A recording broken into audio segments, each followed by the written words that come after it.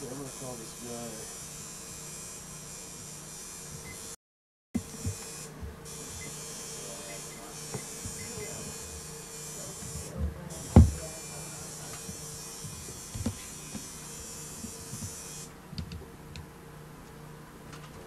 Yeah, is Mark there? Thank you.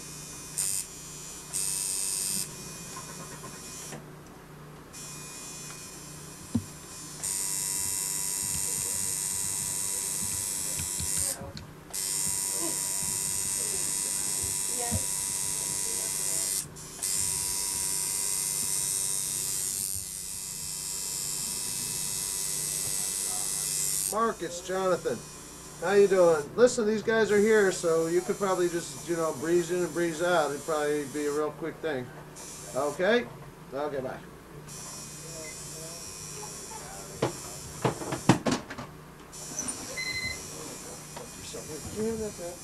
Thanks. Josh.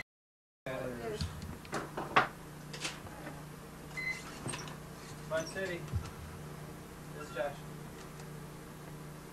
Oh, hey. How are you? I can imagine. Yes, yes. Yeah.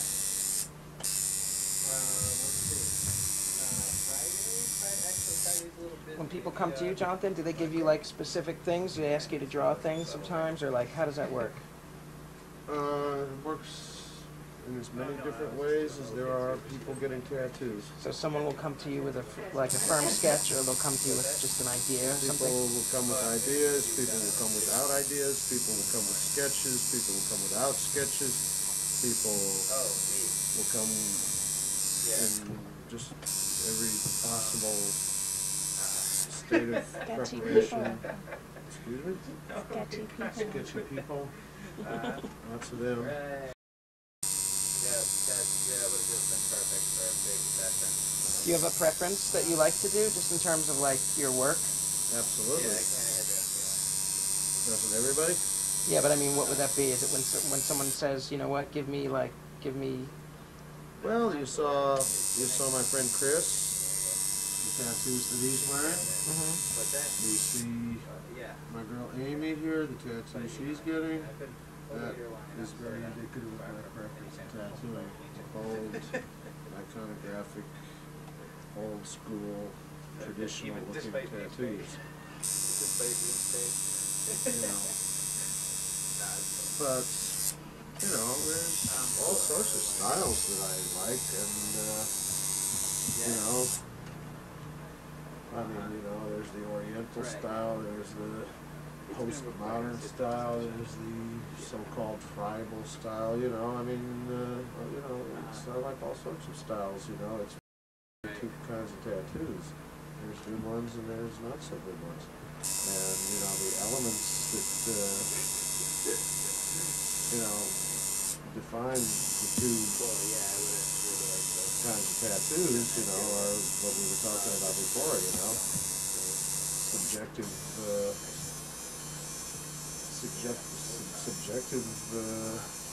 opinions, you know, as to the nature of beauty. Often educated opinions, and often not so educated opinions. Like, that's really what I want to ask you. And like, if I'm beating a dead horse, tell me. But like, what do you think, just on a personal level, just your personal JS non-tattooing level, if you had to define beauty? I know that's like a really general and vague term. But like, what do you, when you look at something and say it's beautiful or something, like, what is it? Well, Like, generally it's something that commands my attention, you know, something that really stands out, something that really, you know, like a world of mediocrity, it says, you know, look at me, I am above average, you know, I stand out from the scenery, you know, what makes something do that, you know, there's a lot of different ingredients to that particular formula. Personally, I like things that speak to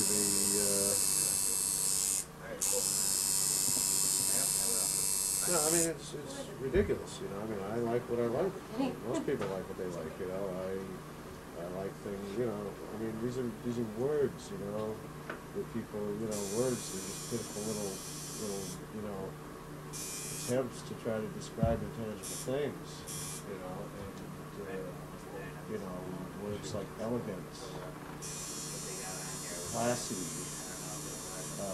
tasteful. You know, these are all, you know, very subjective to, you know, millions of people's conflicting opinions. That's why, you know, it's, you know, tattooing is a visual art, and I think, you know,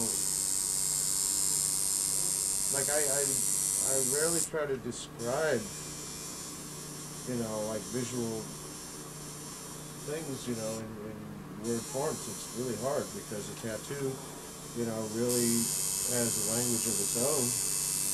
You know, and it speaks to you, you know, through that language, you know, it's almost a mystical thing, you know,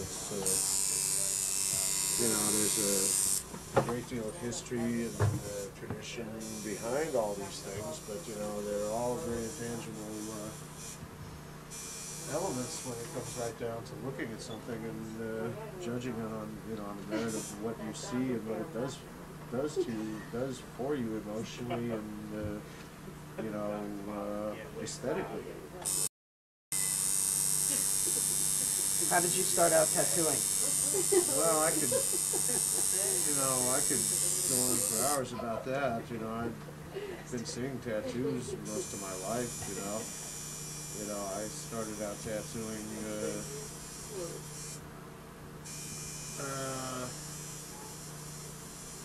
as a young man in search of a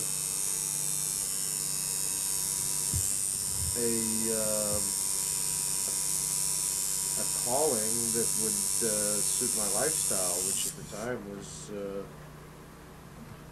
you know, I lived on the road. I traveled all over the world extensively. You know, worked, you know, in sailor bars. You know, in foreign ports. You know, I shipped out. You know, I worked on ships. I was around that whole kind of scene, and you know, back in those days, that was really the only kind of people that had.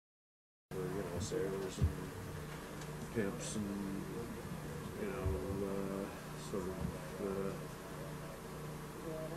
people on the marginal edge of society, and, you know, I guess that's where I was too, so it seemed like a perfect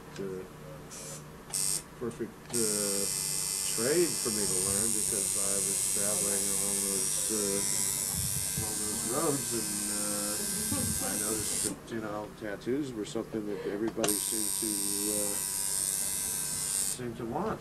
And when I started getting my first tattoos, I thought to myself, well, you know, shit, I could do this.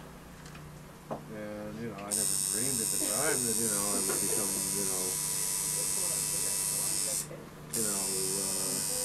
somebody who would stylistically shape the future of popular tattoo sentiments or styles. That's what ended up happening, and how that came about was just me being in the right place at the right time amongst the right people who, you know, urged me in some strange way to just kind of go off on them, you know, and create things my own device, you know, and